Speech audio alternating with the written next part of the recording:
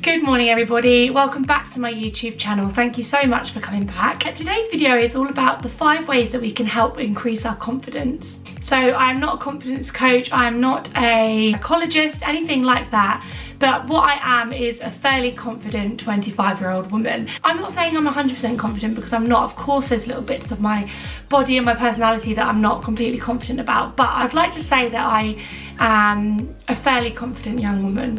One of the main questions I get asked all the time, whether it's in my business or whether it's personal, is how are you so confident? Like, you're so confident. Are you ever underconfident? Do you ever feel anxious? Blah, blah, blah. So I'm going to do a little bit of an intro. I hate long intros, but just a small intro just to tell you a little bit of my backstory. So like I said, I'm a 25-year-old woman. I'm about a size 12 to 14. I am 5'10" tall, so I'm a fairly tall girl. And yeah, so it kind of, I've always been the larger one, I guess, of my group and out of school and things like that. Definitely in terms of height, I used to be a lot slimmer. Like the last 3 or 4 years, I've probably put on a little bit more weight, which I don't even care about saying now. It used to really bother me, but now it's the truth, it's there, and that's what it is. But anyway, this isn't all going to be about body confidence, because I am not 100% body confident. I don't think anybody is. If they're truly honest with themselves, I don't think anybody is 100% body confident. Everyone has their little hang-ups, but the one thing that I do feel fairly confident in is my ability. And it's not just my ability to work, it's not just like my physical ability, it's my mental ability to be able to get up every day, be creative, not to really care too much what people think about me, and just to kind of get on with my life in the best way possible. And I know that's something that a lot of people struggle with. So many people say to me, I just wish I was a little bit more confident, which makes me feel sad, because I feel, not sad, but I feel really blessed actually that I do have that confidence. And it comes from all sorts of things. Like, I think the predominant reason of why I have so much confidence is because my family is confident. I've grown up in a really stable, very fortunate upbringing, and my mum is very confident, so is my dad. My brother in turn is very confident. All of our family members, like, it even goes wider, we're all very confident, happy people. So it's very easy for me to sit here and say the reasons why I'm confident and to try and help you guys into being confident. But I'm very aware that I have been grown up in a very fortunate situation with a very stable upbringing, allowing me to be confident. But that doesn't always mean anything. I have been to many places and met many people that are in the same situation as me, and they are very underconfident. So it doesn't mean that just because you've grown up in a fortunate and stable upbringing that you're going to be confident at all. But I'm aware that that has probably contributed, so I thought I would just drop that in there. Okay, so number 1, unfollow people off of social media that don't make you feel great. I actually spoke about this in my Instagram stories a couple of days ago, and it's just trying to like combust the myth that we are all perfect individuals and we all look gorgeous all the time and we're all wealthy and we're all energized and motivated every day. That is not true. I've never met one person who's consistently motivated, one person who is consistently looks perfect. It's never going to happen. We're human. So I think unfollowing the people off of social media that don't make you feel great honestly does wonders for your self-confidence. I did it about a year ago. Followed loads of people from like Geordie Shorts, people off of Towie, people like that are, I'm not saying that they're bad people, but a lot of them have had cosmetic surgery, a lot of them have personal trainers 3-4 times a week, have nutritionists, and it's kind of a very unachievable aesthetic and lifestyle to follow. Hence why I unfollowed them, because I'm not like that. I'm a normal person. I like my food. I really enjoy exercising, but I also don't do it every day. I'm not consistently motivated, and to watch that constant everyday sort of thing was just, it was draining me, to be honest with you. So I went on an unfollowing spree, and I can't even tell you how much better I felt after it. So if you are going down your Instagram every day, spending way too much time on it, which we all do, I'm guilty, and the people that you're following are just giving you negative vibes, they're just kind of a bit too much, a bit too perfect, please unfollow them. You will feel so much better. Put a list of some people that I follow in the description box down below, of just YouTubers, Instagrammers who I follow who've honestly changed my outlook on my body confidence, my mentality, everything. So if you want to unfollow people and you need some new people to follow, to inspire, hit these people up. They will make you feel so much better. Okay, number 2, and I say this all the time to any of my friends that are struggling with confidence, and I do it every single day, is, and it sounds a bit cliche, do something every day that scares you. It hasn't got to be major. When people say this, I think a lot of people think, oh God, I've got to do something like really out there every day.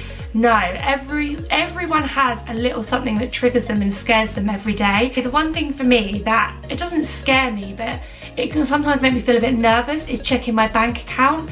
I am like notorious at not checking my bank account. I'm awful. I've got a lot better at it recently, but it's simply because it used to make me nervous. I'd go on there and I'd see what I'd spent and I'd feel like shit, or I'd go on there and someone hadn't paid me in time and it would just stress me out. But I realised that the more I put it aside and don't check it, it becomes a thing and it builds up in my head.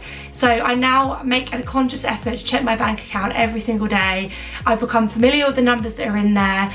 It then allows me to be more confident in chasing people to pay me for invoices, rather than just kind of sitting back and letting it all kind of go to shit, basically. So if that is something that you are familiar with, then I hear you. I'm the same. It could be anything. There's my partner, I know, is not great at taking phone calls. He finds it really nerve-wracking to speak on the phone and it makes him feel a little bit anxious. He has been really good recently at picking up the phone to people, not his friends or family or anything like that, but if he's got to make like an admin call or someone from work calls him, he's really not that, he doesn't enjoy picking up the phone, whereas I love picking up the phone. He hates it. So he's been getting better at kind of picking up the phone every day to people and making that phone call. So when I say do something every day that scares you, it doesn't have to be a major thing. It can just be going on a walk, picking up the phone to someone, checking your bank account, saying hello to somebody on the street, going shopping on your own, getting in the car, driving on your own. These might sound trivial to people, but to every individual, everyone has their little trigger. So I would for sure encourage you to try every day and just do something that makes you feel a little bit, what I would call breathless, a bit like that. Do it, it'll make you feel better and you will grow in time, trust me. So number 3 on how to try and create a little bit more confidence in yourself is to help people. I find this is like such a big thing. It really helps with like helping people really helps with how you feel about yourself. If you maybe don't think that you're a very good person, or you maybe feel like a bit low in confidence and that you're not, you know, you don't really do, maybe you don't feel like you contribute to the world as you should, and I would really suggest like helping people. I feel like that really helps with my self-confidence. I feel happy and fulfilled at the end of every week or month or whatever. I don't expect you to help somebody every day, that would be exhausting, but to be able to help somebody at the end of every week or month really fulfills me and really helps with my self-confidence. It makes me feel like actually I'm a good person, I help people, and in turn, I don't know, it sounds strange, it helps me feel more confident as a person. I'll give you an example. A couple of months ago, there was a lovely old lady walking down my street. She actually lives a couple of doors down from me in a flat. She was really struggling with her shopping, and I saw her, I was driving past and I thought, God, I really want to help that lady, but it kind of just, again, it's a confidence thing. Maybe she'll turn me away, maybe I don't, maybe she doesn't need my help. I thought, no, sod it, I'm going to help her. Parked up my car, and again, she did turn me away. She's never going to watch this, so she's not going to care. She said to me, I'm fine, I'm fine. And I said, are you sure? Because you're really struggling. I don't feel happy leaving you this way. Please just let me help you into your car. By the way, this was pre-coronavirus. I'm not going up to old ladies asking them to help me now. Anyway, she eventually gave in and said, yes, okay, like, yeah, you can help me. Anyway, I grabbed all of her shopping, took it into her little flat. Obviously, it's hard for them because they need to be able to trust you, but I hope that she could see that I wasn't going to hurt her in any way. Anyway, I picked up all of her shopping, took it into her flat, and we've actually created a friendship.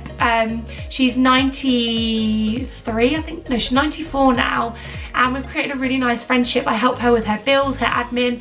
I call her at the minute, especially when I'm going to the supermarket, to see if she needs anything.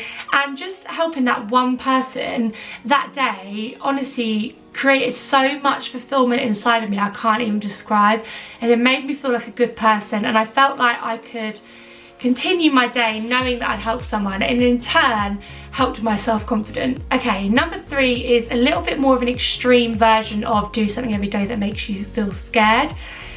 This is basically, it's cliche, everybody says it, but putting yourself out of your comfort zone. Now, this, again, like I just said, is a real big cliche, and it's something that you probably can't achieve every single day, whereas you probably can achieve doing things that scare you every day, whether it's checking your bank account, blah, blah, blah. But this kind of thing is more on a bigger scale. So, for example, sorry, my memory ran out. When I was 18, I went to work in London for a startup company in Spitalfields. So I was only 18, I'd probably just literally finished college, I think. And then I literally jumped on the train every morning to London and then got over the tube over to Spitalfields. Now, I know I was 18 and some people might be like, God, that's so old. I was like, had a baby and I was moved out by then. I was 18, I was still a really confident person, but for me, that was a real turning point, I feel, in my life. I feel like if I hadn't have done that, I don't know how much more confident I would be now. And now I have to go to London daily. I'm now 25, so I have to go to London all the time with my work, and I find it really easy. I find it really simple. I have no confidence issues. I get on the train, I get on the tube. Another thing relating to travel, putting yourself out of your comfort zone, is I'd never travelled abroad on my own before until last year, and I never really had the need to, but basically my friend was in Portugal on a holiday. She wanted me to go out. I couldn't go out the same time as her, so I went out 3 days later. I had to basically get the flight on my own, get a cab over to her villa in the dark, and at the start I was really quite nervous about it, and I was like, oh gosh, like, but now I honestly feel like, when I look back on that time of me, just, it might seem like nothing to some people, but getting that plane on my own, getting a cab on my own in a foreign country, I felt like that really helped me so much more with my confidence. But it's just taking that first step, just pushing yourself. But if I'd have let my confidence stop me, I'd have never have gone to Portugal. While I'd have never had such a good time, because I had such a laugh, I'd have never have realised that I could easily travel on my own with no fears or worries.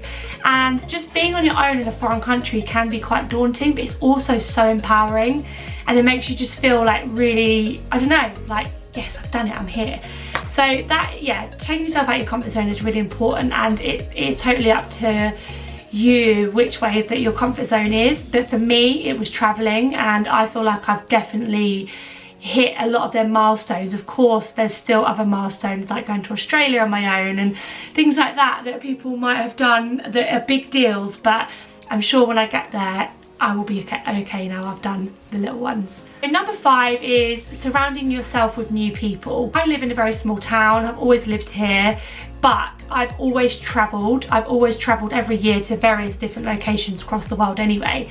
But for work, I've always gone up to London, I've gone up to various cities, and I've always kind of immersed myself with new experiences, new people and new locations. And I feel like that is such a key to your confidence. Like, honestly, surrounding yourself with new people is such a massive game changer for your self-confidence. If you live in a small town and you're stuck in a small town, for example, no one's stuck anywhere, but say you've lived here for your whole life and you work here for your whole life, if you don't get yourself out there and go to different locations and make an effort to meet new people, you will really find that as a toll on your self-confidence. More effort with just speaking to people on nights out even, or when you're at a barbecue, actually making the effort to introduce yourself to a new person and listening to their experiences and what they've done and what do they do for a job and did they go to uni, and all of that kind of thing makes such a difference. And it just makes you generally, I find, a better person on the whole, because you just are absorbing and just listening to other people's experiences, which can really help you. But on the whole, I feel like it helps you so much with your self-confidence.